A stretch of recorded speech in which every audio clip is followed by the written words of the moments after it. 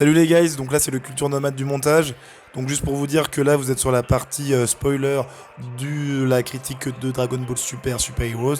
Et si vous voulez avoir la critique sans spoil, j'ai fait une vidéo aussi à ce sujet sur la chaîne. Donc n'hésitez pas à aller la voir. Salut! Maintenant, on rentre du coup directement dans la partie spoiler. Je vous le dis tout de suite, cette partie spoiler sera composée à 99% de points que je n'ai pas aimés. Voilà, donc maintenant vous êtes prévenus. C'est parti. On va s'attarder du coup quelques minutes sur les transformations et notamment celle de Gohan qui est d'une inutilité mais incroyable. Comme je vous le disais, c'est du recyclage. C'est quasiment la même à quelques points près que celle qu'il a eue lors de son affrontement contre Cell. Non, en plus, là, du coup, c'est encore un affrontement contre un autre Cell, donc Cell Max, on y viendra un peu plus tard. Mais bref, il y a un moment où il a un déclic parce que Piccolo se fait massacre. Il meurt même pas, hein. Il meurt même pas, mais il se fait massacrer. Et là, boum, petite ligne rouge pour faire référence au moment où il se transformait dans Dragon Ball Z, du coup. Et là, c'est bon, nouvelle transformation qui n'a ni queue ni tête. Aucune explication, aucune raison. Enfin, le mec s'entraîne jamais et il arrive à atteindre ce stade-là. Mais comment c'est possible? Ce n'est pas possible. C'est impossible en fait, tout simplement. Non, c'est pas normal. C'est pas normal. Il n'y a rien qui justifie qu'il puisse dépasser son niveau de Perfect Gohan, qu'il arrive à atteindre déjà difficilement. Faudra qu'on m'explique dans les commentaires, je sais pas ce que vous en avez pensé, mais c'était n'importe quoi. Ensuite, le changement du coup de Piccolo, au niveau physique et visuel, moi je trouvais que ça envoyait. C'était plutôt sympa de, comme je vous le disais, de reprendre Piccolo et de faire en sorte qu'il soit au devant de la scène en tant qu'héros du film. Mais sauf que, encore une fois, la manière dont c'est amené, désolé, le gars il a dit pour que je puisse rivaliser avec les cyborgs que sont Gamma 1 et Gamma 2, il faut que j'ai un éveil de mon potentiel comme sur Namek, donc par rapport à Gohan petit et Krillin lorsqu'il se battait contre l'armée de Freezer. Sauf que ce truc-là, cet éveil, pourquoi Piccolo n'y a pas pensé avant? Donc pendant l'arc-bout, pendant, je sais pas, le début de Dragon Ball Super, avant le tournoi du pouvoir, là où tout l'univers était en jeu, là c'est une incohérence qui me fait péter un câble à m'en tirer les cheveux. Regardez, j'ai plus de cheveux là déjà. Donc au bout d'un moment, je suis désolé, qu'est-ce qui se passe? Quelle est cette justification? Si vous l'aviez amené avant, ok. J'ai l'impression en fait que pour corroborer ce truc-là, ils ont voulu faire passer Piccolo pour un débile et en mode là c'est bon, là j'y pense après tant d'années, j'y avais jamais pensé avant, c'est mon moment. Bah non, ça marche pas comme ça les gars.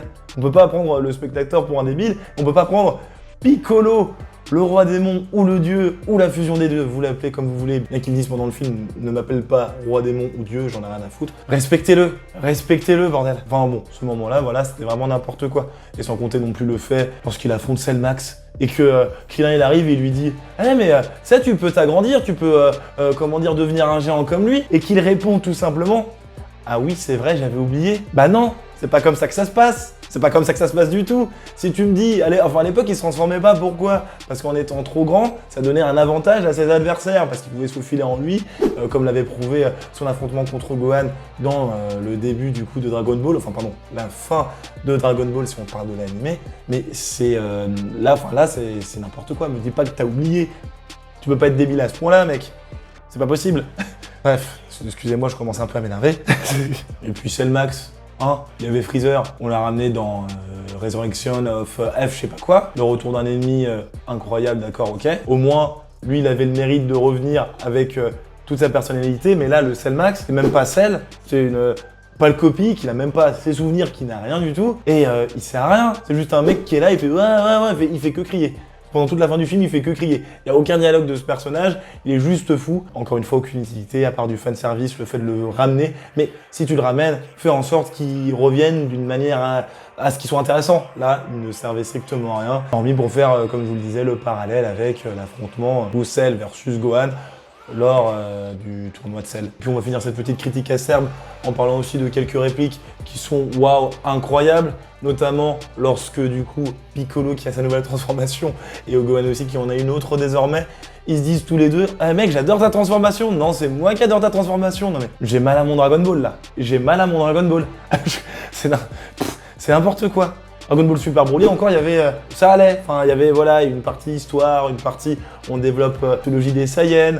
Après, bien entendu, il y a eu que du combat à la fin, c'était dommageable, mais au moins ça avait le mérite d'avoir une animation chiadée et de développer des choses par rapport à leur personnage. Enfin là, avec Dragon Ball Super Héros, objectif fan service, prendre son public pour des débiles. On aurait dit comme le jeu là, Super Dragon Ball Heroes, je sais pas quoi là, enfin bref, n'importe quoi. Donc on va conclure cette vidéo, donc comme vous l'avez compris, il y a des choses quand même que j'ai appréciées, mais il y en a beaucoup d'autres que je n'ai pas aimées et qui ont du coup détruit toute la structure de ce film. Si je peux lui donner une note, j'ai pas forcément voilà, de barème ou quoi, mais là, par rapport à ce qu'ils ont voulu faire avec Piccolo et Gohan, et tout ce qui gravite autour, leur relation familiale, etc. Enfin bon voilà, je lui mets moi tout simplement un 5 sur 10 parce qu'il a gagné quand même quelques points par rapport au Piccolo qu'ils nous ont vendu et aux tentatives de changer un peu et de mettre d'autres personnages en avant. Mais pour tout le reste, c'est n'importe quoi. Ils se font caca dessus. Voilà.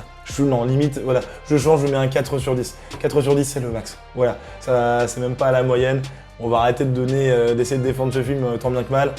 Donc voilà les gars. J'espère du coup que cette vidéo vous aura plu. Dites-moi ce que vous avez pensé du film dans les commentaires. Abonnez-vous aussi bien sûr, partagez la vidéo et lâchez un like, cela permettra de donner de la visibilité à la chaîne. Vous pouvez aussi me suivre sur mes divers réseaux sociaux que sont Twitter, TikTok et Instagram. Et bon bah voilà, c'est la fin de cette vidéo. Quelqu'un joue avec une perceuse au-dessus, j'espère que ça vous gêne pas.